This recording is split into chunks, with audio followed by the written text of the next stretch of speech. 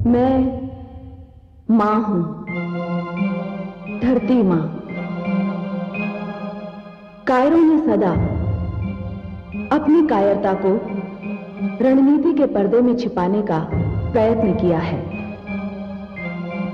एक नारी का अपहरण या उसे राजनीतिक उद्देश्यों से प्रयोग करने का प्रयास कभी नीति का अंग नहीं बन सकता।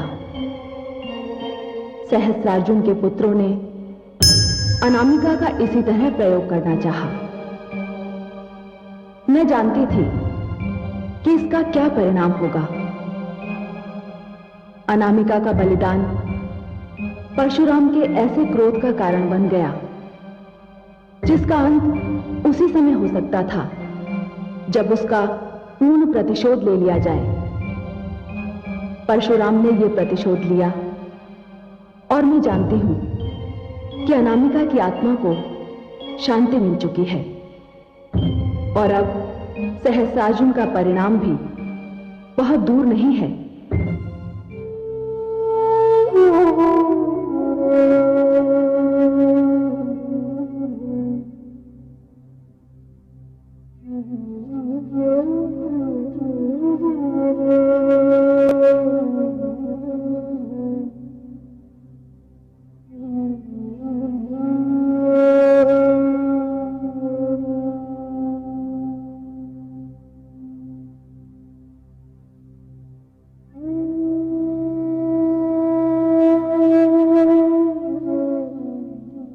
माता, आपने कहा था ना कि जिन लोगों ने आपका सुहाग लूटा है उनका वंश मिट जाए।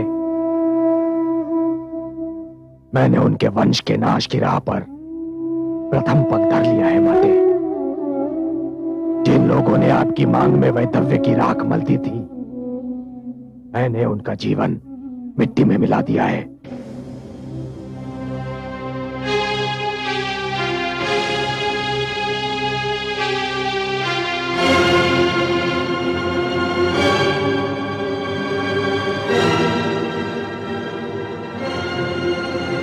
माता,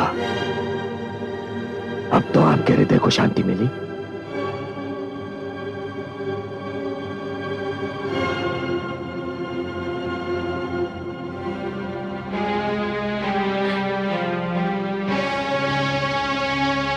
इन दुष्टों के अंत से मेरा लुटा हुआ सुहाग तो नहीं मिल सकता पुत्र, किंतु मुझे हर्ष अवश्य है कि पाप और अन्याय को दंड मिल गया है। नहीं तो हर बलवान यही समझता कि निर्बल पर अत्याचार के विरोध का प्रचलन समाप्त हो चुका है। माता, मैं यही बात सिद्ध करना चाहता था माता, कि हर निर्बल पर अत्याचार करने वाला बलवान ये जान ले कि निर्बल और उसके बीच कोई परशुराम भी आ सकता है जो उसका विरोध भी कर सकता है, उसका अंत भी कर सकता है। किंतु पुत्र, जब तक आवश्यकता ना हो विरोध ना ही करें तो अच्छा है। मैं तुम्हें दोष नहीं देती, किंतु यदि एक ऋषि पुत्र की दृष्टि से करुणा ही चली गई तो ये समस्त संसार के लिए बहुत ही दुखद घटना होगी।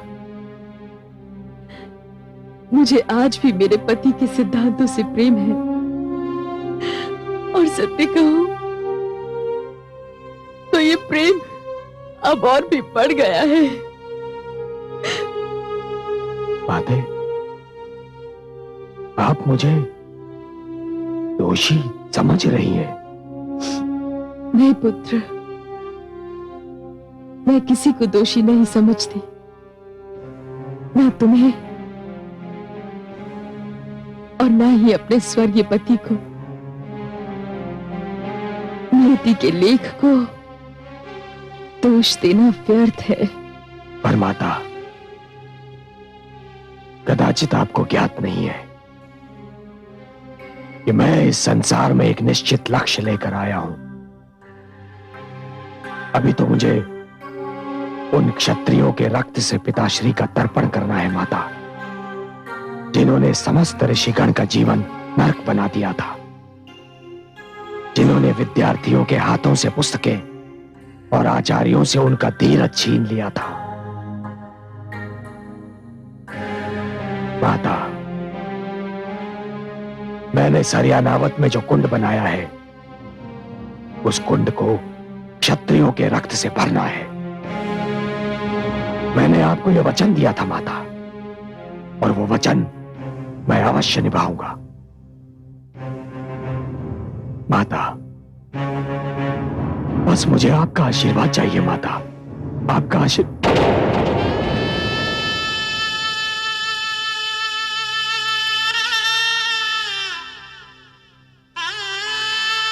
माता, माता, माता, माता, माता, माता, माता। अनुज, क्या हुआ इनको? माता हमें छोड़कर चली गई बंधु। नहीं, माते, माते, माते, माते, माते। नहीं बंधु, नहीं, अश्रु मत बहाओ। वीरांगना की मृत्यु पर अश्रु बहाना उसकी वीरता का अनादर करना है।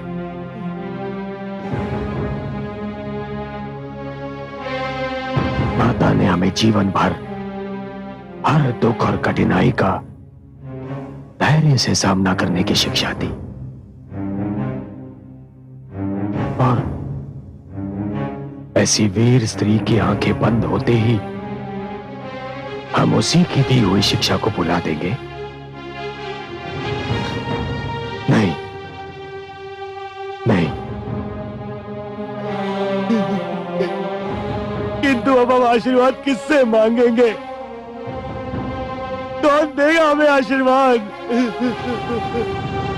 माता तो हमें आशीर्वाद देकर गई है बंधुओं।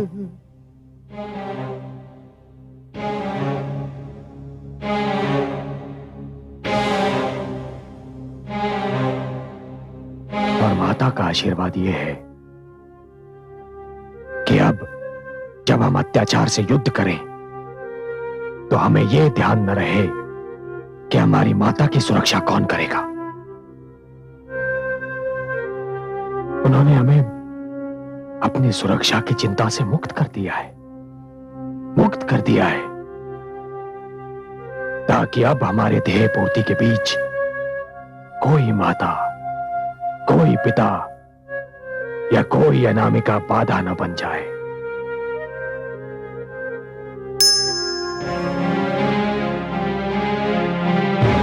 अब मेरे लिए संसार में केवल दो ही वस्तुएं बची हैं, सहस्त्रार्जुन का शीश और मेरा परशु।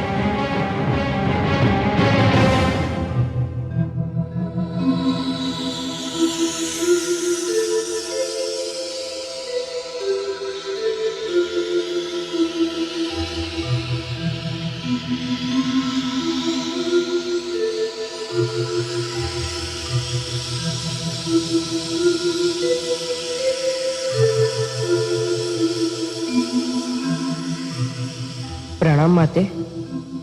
आयुष्मान भव।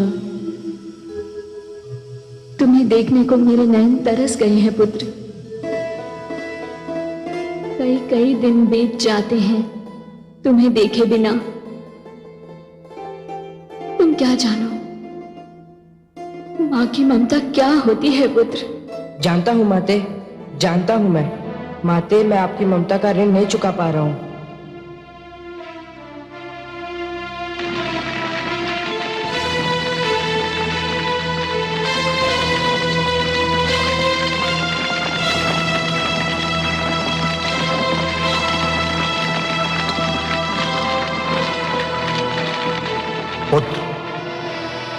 कहीं भावना की धारा में तुम बह तो नहीं गए ना? तुम्हें अपना वचन स्मरण है ना? तो काट दो अपनी माता का सर। अपने इस अभागे पुत्र को क्षमा कर देना माता। मैं वो करने जा रहा हूं जो आज तक किसी पुत्र ने नहीं किया होगा,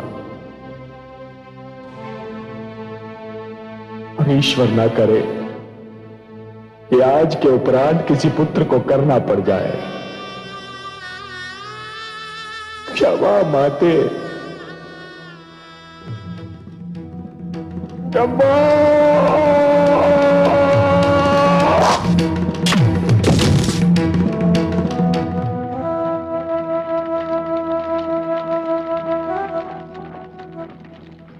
माता, अंतिम विदा देने आया हूं माता। मेरा प्रणाम स्वीकार कीजिए।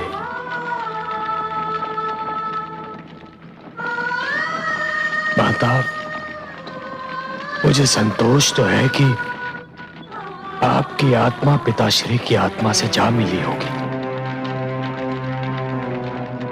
परंतु ये न समझिए माता कि मैं वो मार्मिक दृश्य भूल गया हूं जब पिताश्री की मृत्यु पर आपने 21 बार अपनी छाती को पीटकर विलाप किया था। मैं एक एक करके 21 बार क्षत्रियों के रक्त से सरयानावर्त कुंड को भरूंगा और शत्रु के रक्त से पिताश्री और आपका तर्पण करूंगा।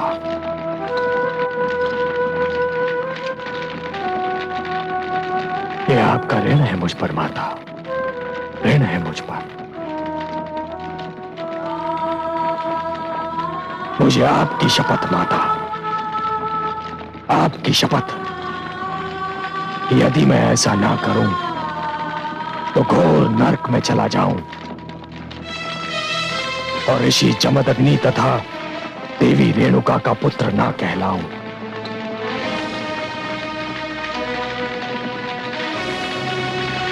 माता,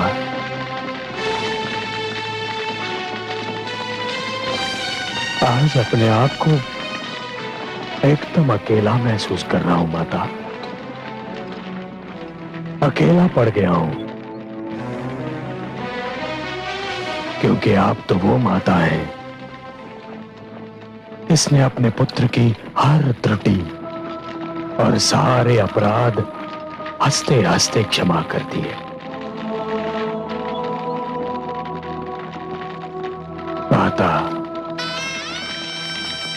हर पुत्र का प्रथम संस्कार माता के हाथों होता है और माता का अंतिम संस्कार पुत्र के हाथों। यह अग्निदान स्वीकार कीजिए माता। यह अंतिम अग्नि संस्कार स्वीकार कीजिए।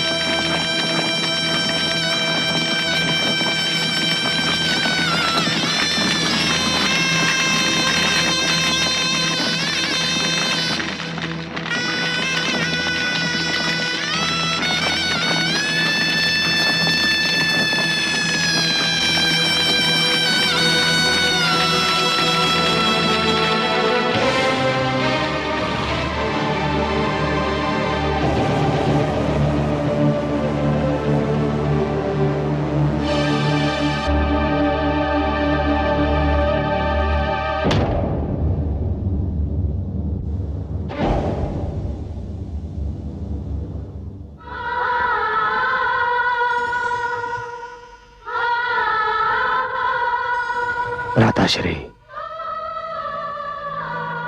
अधिकारों के इस महायज्ञ में पिताश्री की आहुति चढ़ गई। माताश्री ने भी अपने प्राण त्याग दिए। अब मुझे एक और जीवन की आवश्यकता है। मुझसे कहो अनुज, मैं दूंगा अपना जीवन। ये पेटिका देख रहे हो? क्या है इसमें? सहस्त्रार्जुन के चारों पुत्रों के सिर। मैं इन्हें महाराज सहस्त्रार्जुन को उपहार स्वरूप भेंट करना चाहता हूं, परंतु जो भी व्यक्ति जाएगा वो कदाचित जीवित नहीं लौटेगा। अनुज, जब सम्मान का प्रश्न होता है, जब प्रतिष्ठा दांव पर लगी होती है, जब अत्याचार के विरोध का चक्र चलता है, तब प्राणों का कोई मूल्य नहीं होता। मुझसे कहो क्या करना है? इसे महाराज सहस्त्रार्जुन के सेनापति को भेंट करो मेरी ओर से, और इसे ये निवेदन करो कि इसे केवल महाराज सहस्त्रार्जुन ही खोलेंगे। सेनापति एक क्षत्रिय है और मेरा विश्वास है कि वो ऐसा ही करेगा, क्योंकि सहस्त्रार्जुन और उसके सारे सहयोगी ये जानते हैं कि आप युद्ध कला में प्रवीण नहीं हैं। आप तो केवल एक आचार्य हैं। कदाचित आपके प्राणों की रक्षा हो जाए, किंतु भ्राता, आपको अपने मस्तक पर मृतक वस्त्र बांधकर ही जाना होगा। मैं जाऊंगा अनुज, अवश्य जाऊंगा। यदि ये प्राण चले गए तो समझूंगा मात पितृ ऋण उतारने की चेष्टा तो की।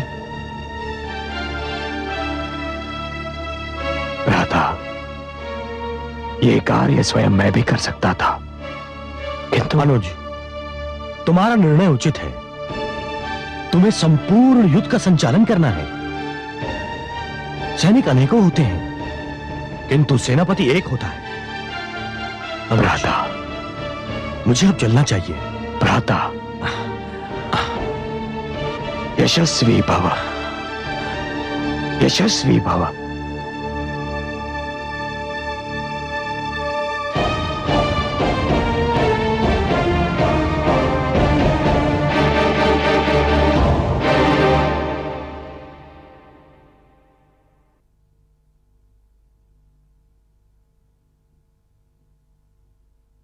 आइए आचार्य कलश। सेनापति विशाल, मैं महाराज सहस्त्रार्जुन के लिए परशुराम की ओर से यह पेटिका लेकर आया हूं। इसमें महाराज के लिए एक भेंट भी है और एक संदेश भी। क्या है इसमें? मुझे देखने की अनुमति नहीं थी और परशुराम ने आपसे भी निवेदन किया है कि इसे केवल महाराज सहस्त्रार्जुन ही देखें।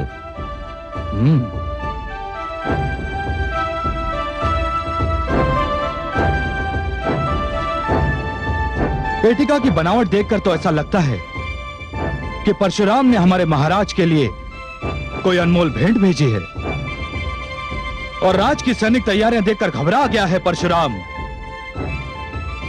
एक सशस्त्र बड़ी सेना का सामना करना इतना सरल नहीं होता आचार्य कलश।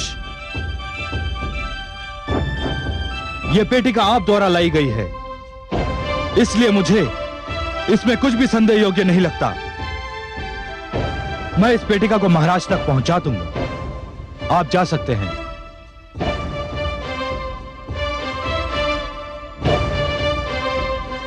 सैनिकों, यह पेटिका को उठाकर मेरे साथ चलो।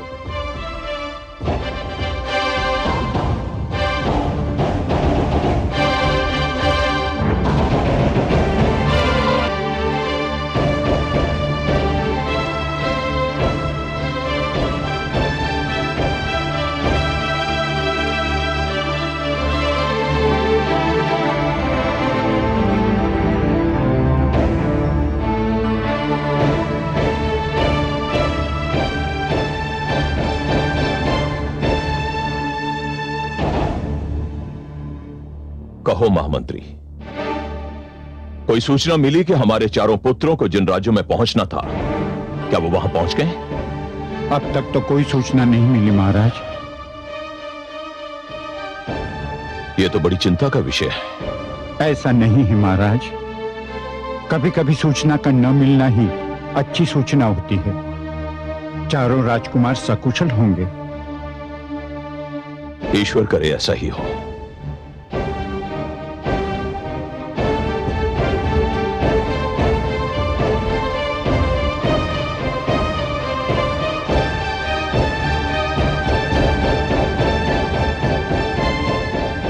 महाराज की जय हो। महाराज, परशुराम ने आपके लिए कुछ भेजा है। परशुराम ने मेरे लिए? हाँ महाराज, और जो व्यक्ति इसे लेकर आया था उसने कहा था कि यह केवल आपके लिए है और इसे केवल आपके समक्ष ही खोला जाए। ठीक है, मंगवाओ उसे। जो आज्ञा महाराज।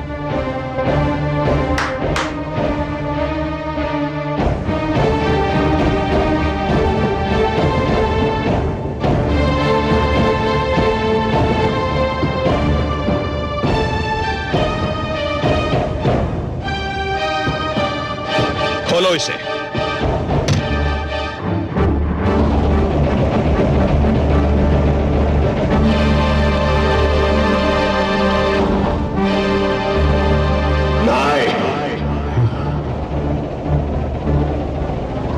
क्या हुआ महाराज?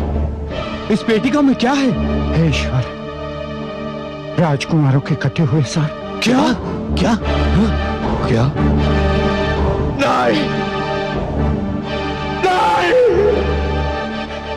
ईश्वर, नहीं, नहीं ईश्वर, नहीं ईश्वर, नहीं ईश्वर।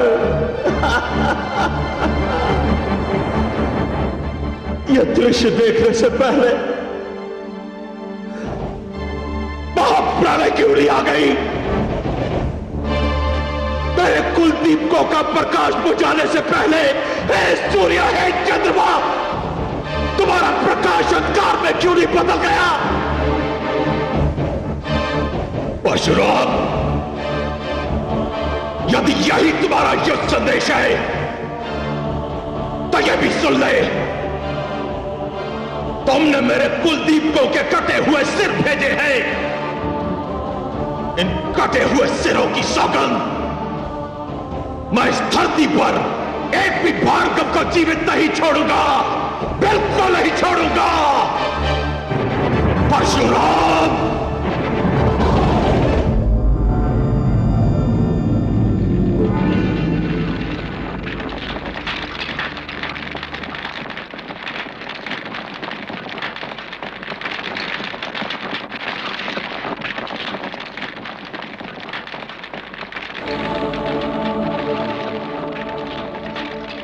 मैं अपने वंश के कुलदीपकों को बुझता हुआ देख चुका हूं। आज उनकी जलती हुई चिताएं भी देख रहा हूं। मेरे वीर पुत्रों, मैं नहीं जानता कि तुम्हें अपने कर्मों का दंड मिला है या तुम्हें मेरे कर्मों का दंड मिला है। मेरा दुर्भाग्य तो यह है कि मैं तो तुम चारों के मृत शरीर भी प्राप्त नहीं कर सका। तुम्हें अग्नि देने के पश्चात आज जीवन में पहली बार मैं पीछे मुड़कर देख रहा हूं पुत्रों। जीवन में पहली बार पीछे मुड़कर देख रहा हूं।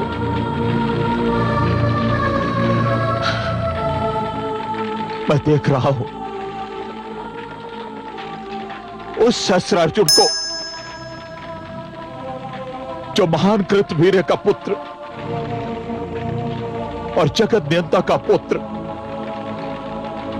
सहस्त्र बाहुओं का बल रखने वाला। हां, यही भगवान दत्तात्रेय ने मुझे वरदान दिया था। मेरे तप से प्रसन्न होकर आज मैं सोच रहा हूं कि वो तपस्वी कहां चला गया। आज मैं सोच रहा हूं सम्राट मेरे अंदर कैसे प्रवेश कर गया? लोगों के जीवन की यात्रा संन्यास पर समाप्त होती है, परंतु मेरे जीवन की यात्रा तो संन्यास से प्रारंभ हुई थी।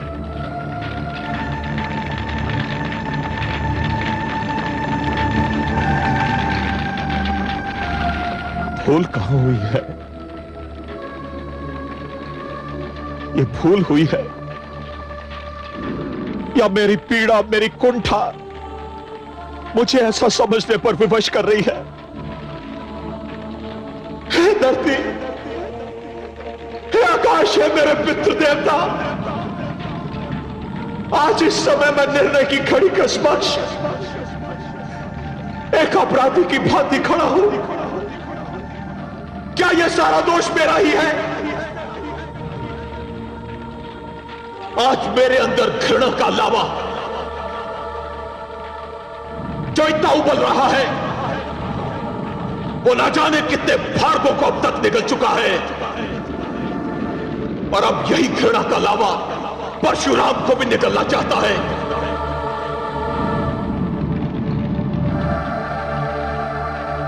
हाँ महाराज, यही सत्य है। जो व्यक्ति अपने अस्तित्व की रक्षा के लिए युद्ध नहीं करता, उसे इतिहास भूल जाता है।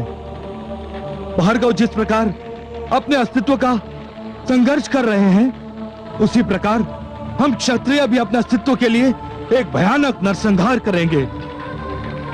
इस समय आप अकेले नहीं, आपके साथ 21 महाशक्तियां हैं। महाराज, विजय की देवी इस समय हमारी प्रतीक्षा में है और हमारा स्वागत करने के लिए तत्पर है।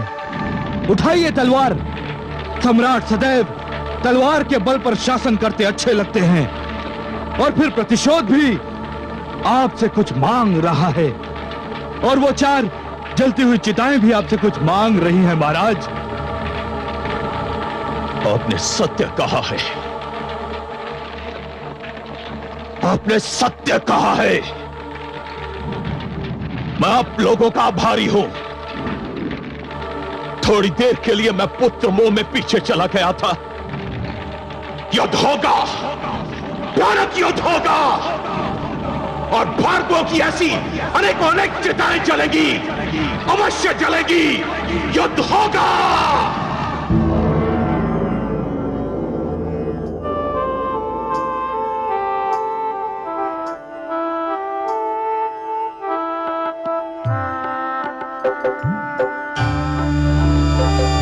नारायण नारायण।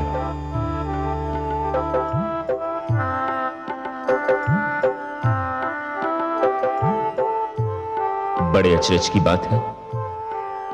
मैं तो अपने नारायण को उनके अंशावतार की और माता को उनके शिशु की वीरता के लिए बधाई देने आया था, जिनका जन्म उनके कर कमलों से हुआ था। किंतु नारायण के मुख पर गंभीरता की छाया देखकर मैं कुछ कहने का साहस नहीं जुटा पा रहा हूं। माता, आप ही मुझे बताइए, आप दोनों इतने शोकाकुल क्यों हैं?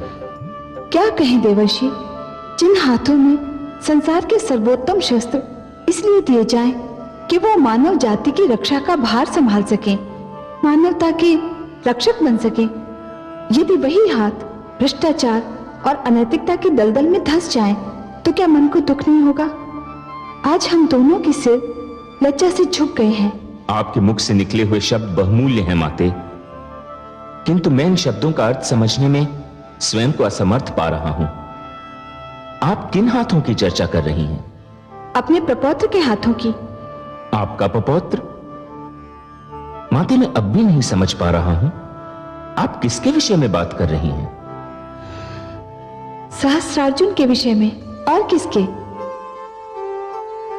ठहरिए माते, आप मुझको जितना शक्तिशाली समझ रही हैं, मैं उतना हूं नहीं।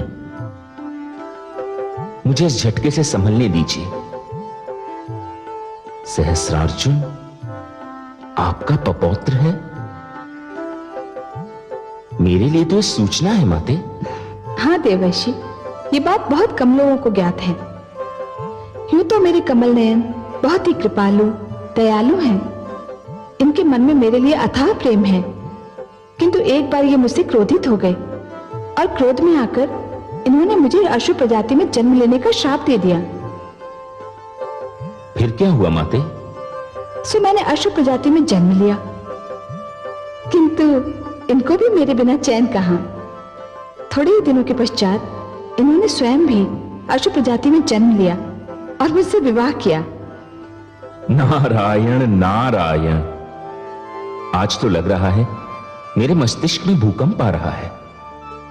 ये मैं क्या सुन रहा हूं माते? ये सत्य है। विवाह के उपरांत हमारे एक पुत्र हुआ, कृतवीर्य। सहस्रार्जुन उसी कृतवीर्य का पुत्र है, तो फिर वो हमारा प्रपौत्र हुआ ना। इतने महान पिता का इतना आतताई पुत्र। यही तो दुख की बात है देवर्षि। सहस्रार्जुन आरंभ में बहुत सुशील और चरित्रवान था, परंतु जैसे ही मैंने दत्तात्रेय के रूप में उसे सहस्रबाहु होने का वरदान दिया, उसने तो अपने जीवन का मार्ग ही परिवर्तित कर दिया। सर्वेश्वर ने उसे सहस्त्रबाहु इसलिए दिए थे कि वो अपने सहस्त्र हाथों से मानवता की रक्षा करेगा, किंतु उसने अपने हाथों में ऐसे शस्त्र थाम लिए जिनमें अनैतिकता, भ्रष्टाचार और अन्याय की दुर्गंध बसी हुई थी। ऐसे अत्याचारियों का तो अंत होना ही चाहिए। वो तो होकर रहेगा, किंतु दुख की बात यह है देवर्षि कि उसका अंत स्वयं मुझे करना होगा। कितना दुर्भाग्य है ना देवर्षि कि अपनों को अपनों के ही हाथों दंड मिलेगा। किंतु मैं कर भी क्या सकता हूं? उसने जमदग्नि जैसे महान ऋषि को कष्ट दिया, समस्त ऋषिगण का जीवन नर्क बना दिया, विद्यार्थियों का जीना दूभर कर दिया। मुझे उसका वध तो करना ही होगा।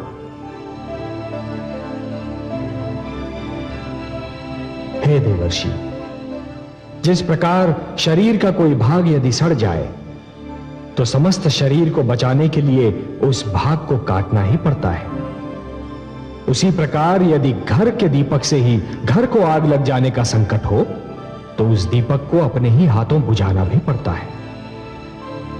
मुझे सहस्रार्जुन का वध करना ही होगा। और देवर्षि, सिद्धांत रूप में तो आवश्यकता पड़ने पर मैं स्वयं अपना वध भी कर सकता हूं। और आज तो अंतिम निर्णायक युद्ध है।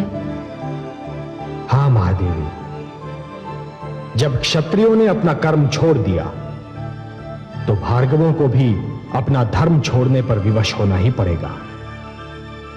हे सर्वेश्वर, आपकी लीला अपरंपार है। नारायण नारायण।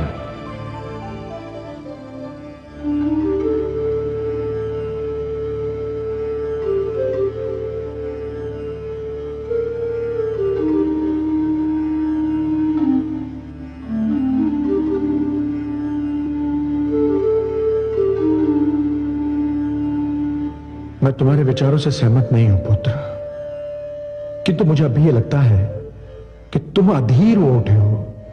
तुम धैर्य से कार्य नहीं ले रहे हो पुत्र। आप जिसे धैर्य कहते हैं, मुझे उस पर आत्महत्या का संदेह होता है। मुझे मृत्यु से डर नहीं लगता पिताश्री, किंतु मैं उस मृत्यु के नाम से भी घृणा करता हूं, जो केवल इसलिए आ दबोचे कि हमने जीने का प्रयत्न ही नहीं किया था। पुत्र, यदि तुम जाने की हट कर रहे हो तो जा, किंतु एक बात याद रखना पुत्र, ब्राह्मण कभी हत्यारा नहीं होता। यदि मेरा ब्राह्मण होना ही मुझे अन्याय से लड़ने से रोकता है तो जाइए पिताश्री, मैं आज से ब्राह्मण नहीं रहा। स्वामी, माता, स्वामी, माता, स्वामी, माता। वत्स परशुराम,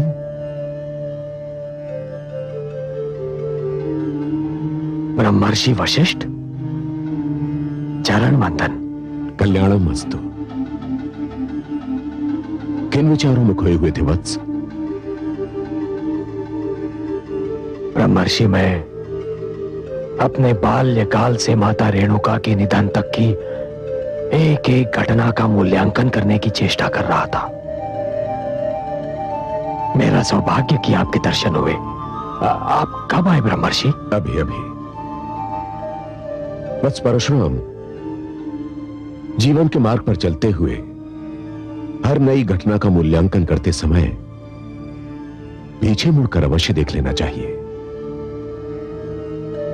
जिस प्रकार वनराज सिंह हर 10 पग चलने के पश्चात पल भर को रुकता है, स्थिति को आंकता है और फिर पीछे मुड़कर देखता है। हे ब्रह्मर्षि, जीवन संग्राम में जूझते जूझते मेरा बाल्यकाल तो खो गया और आयु के रथ के पहिए में मेरे युवा काल का उत्तरीय इस प्रकार उलझ के आए ब्रह्मर्षि कि मैं समझ नहीं पा रहा हूं कि क्या करूं। काल का पहिया रुक नहीं सकता और उत्तरीय बचाने का निर्णय मुझे बड़ी शीघ्रता से करना होगा।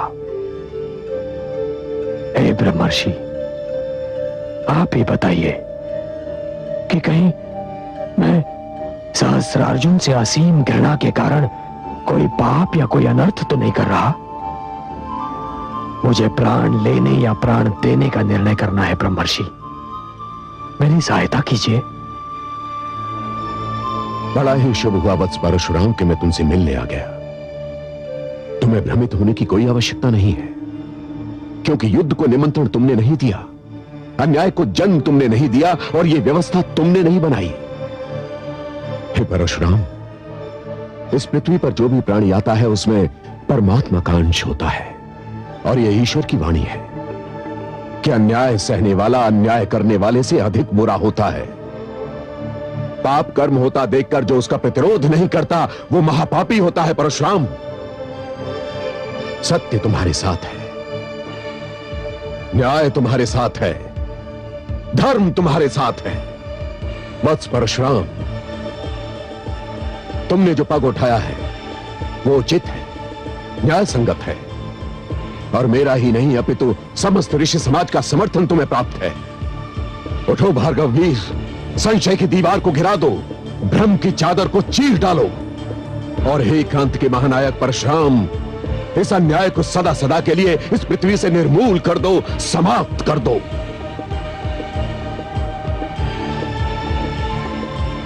हे ब्रह्मर्षि वशिष्ठ, इस समय आपका आगमन सचमुच ही बहुत शुभ है। आपने दीपक की कांपती हुई लौ के लिए अपनी ओजस्वी वाणी में अपने विचारों के माध्यम से जो तेल और ईंधन डाला है, उससे मैं इस अन्याय को, इस समस्त व्यवस्था को जलाकर राख कर दूंगा।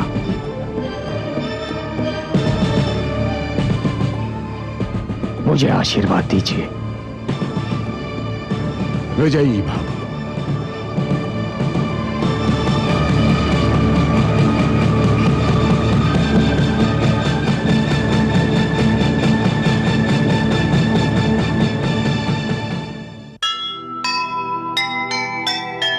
एक बार फिर युद्ध की उठी घटा घन घोर, धरती से आकाश तक मचा हुआ है शोर। एक और सेना बड़ी, एक और सतना,